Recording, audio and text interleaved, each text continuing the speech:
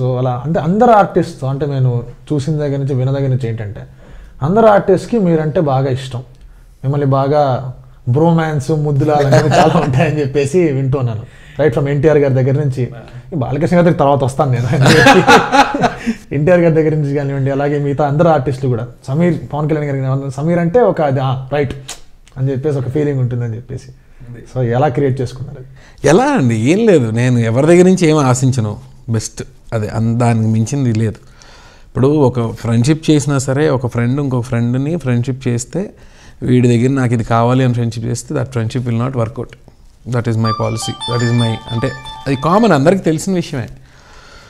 నేను ఎవరి దగ్గర నుంచి ఏం ఆశించను, నేనుగా వెళ్ళి సార్ నాకు, నేను మీ సినిమాలో చేశాను కదా సార్, బాగానే చేశాను కదా సార్, నెక్స్ట్ సినిమాలో నాకు ఇవ్వండి అని నేను ఎప్పుడు ఏ డైరెక్టర్ గారిని కానీ, ఏ ప్రొడ్యూసర్ గారిని కానీ, ఏ హీరో గారిని కానీ నేను అడగలేదు.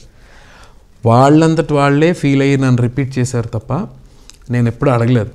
అది నా పొగరనుకోవచ్చు, కొంతమంది ఏమైనా ఈగో అనుకో, నాకు అది అలాంటివి ఏం లేవు. కాకపోతే నేను వెళ్ళి అడిగి నో అనిపించుకుంటే నాకు ఐ విల్ ఫీల్ బ్యాడ్. అందుకని నేను ఎందుకు వాళ్ళ కంఫర్ట్ వాళ్ళకి. ఇప్పుడు రాజమౌళి గారు నాకు అందరికన్నా డైరెక్టర్స్లో ఫస్ట్ తెలిసిన వ్యక్తి. ఇది బిఫోర్ హీ వాజ్ డైరెక్టర్, ఆయన యాడ్ ఫిల్మ్స్ చేస్తున్నప్పుడు అప్పటి నుంచి తెలుసు నాకు రాజమౌళి గారు.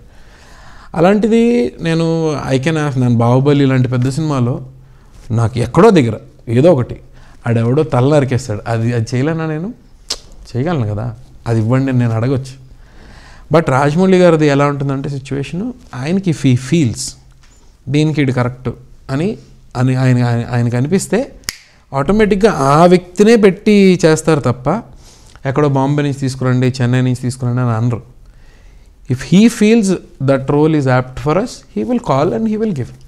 అండ్ మేము కూడా నో అను, ఆయన పిలిచిన తర్వాత ఎవరు నో అంటారు, మేము కూడా నో అను. సో ఇట్స్ సో హ్యాపెండ్, నేను అడగాల్సిన అవసరం లేదు.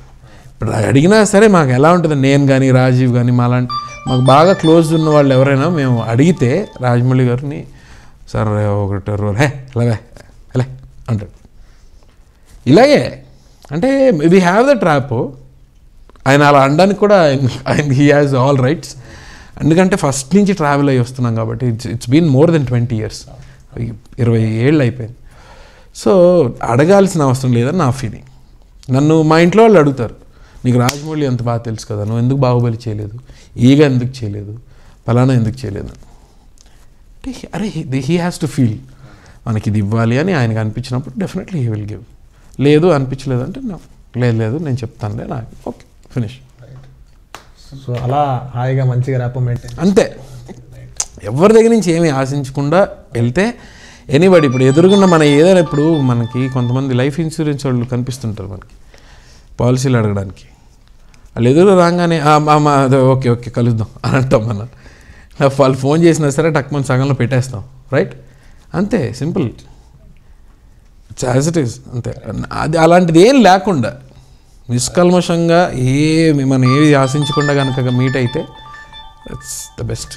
మళ్ళీ సమీర్ నా గురించి ఇలా రాశాడు ఫేస్బుక్లో, నువ్వు ఎలాగా సమీర్ని అత్తారెడ్డి దారిలో పెడుతున్నావు, నీకు సమీర్ కావాలా నేను కావాలా తేల్చుకో అన్నారు. అంటే నాకు సమీరే కావాలంటే ఈయన ఇంకా వాళ్ళిద్దరు ట్యూనింగ్ బాగుంటుంది కదా, నేను సమీరే కావాలంటే అబ్బా ఇలా అన్నారు కాబట్టి నేను మీ సినిమా చేస్తున్నాను సార్ అని కళ్యాణ్ గారు. సో ఇదేదో చిన్న